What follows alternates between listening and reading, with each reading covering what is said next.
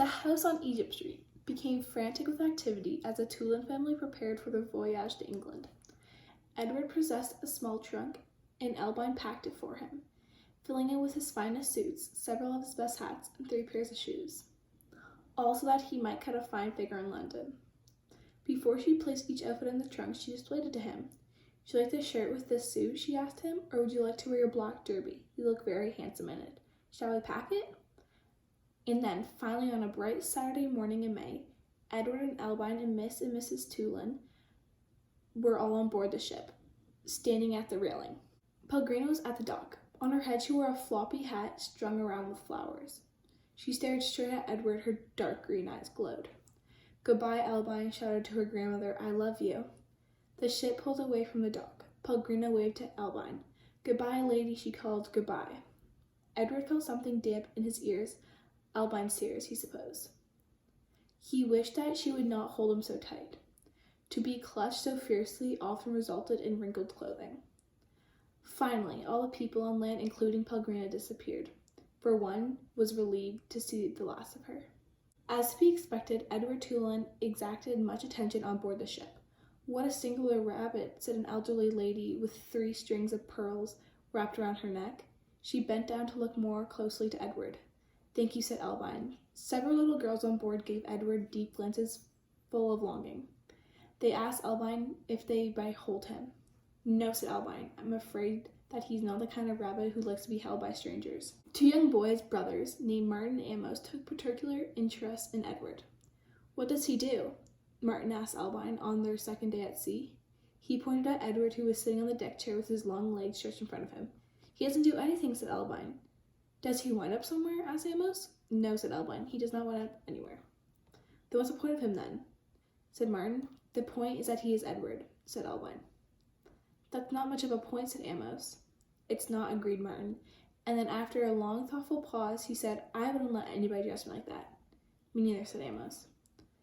"Do his clothes come off?" asked Martin. "Of course they do," said Albine. "He has many different outfits, and he has his own pajamas too. They are made out of silk." Edward, as usual, was discarding of the conversation. A breeze was blowing in off the sea. The silk scarf wrapped around his neck billowed around behind him.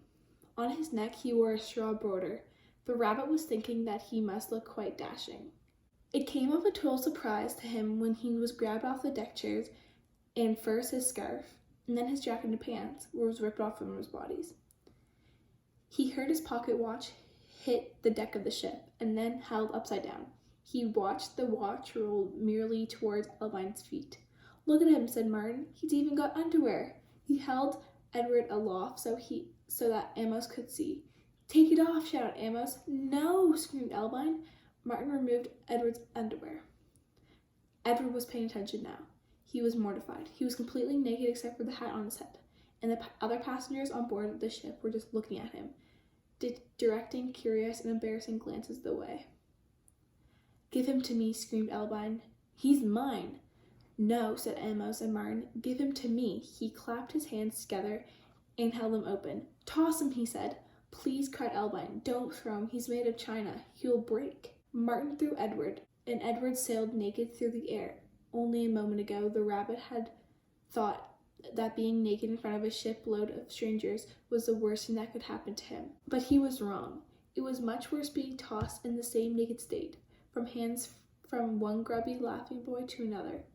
Amos caught Edward and held him up, displaying him truthfully. "Throw him back," called Martin. Amos raised his arms, but just as he was getting ready to throw Edward, Albine tackled him, shoving her head into his stomach and upsetting the boy's aim. So it was then that Edward did not go flying back into the dirty hands of Martin. Instead, Edward Tulane went overboard. To watch the next chapter of The Miraculous Journey of Edward Tulane by Kate D. Camillo, be sure to subscribe to my YouTube channel, Y2K Teacher, HRCE. These videos have been brought to you by members of the Bedford, Nova Scotia community, brought together through the Talk Bedford Facebook group.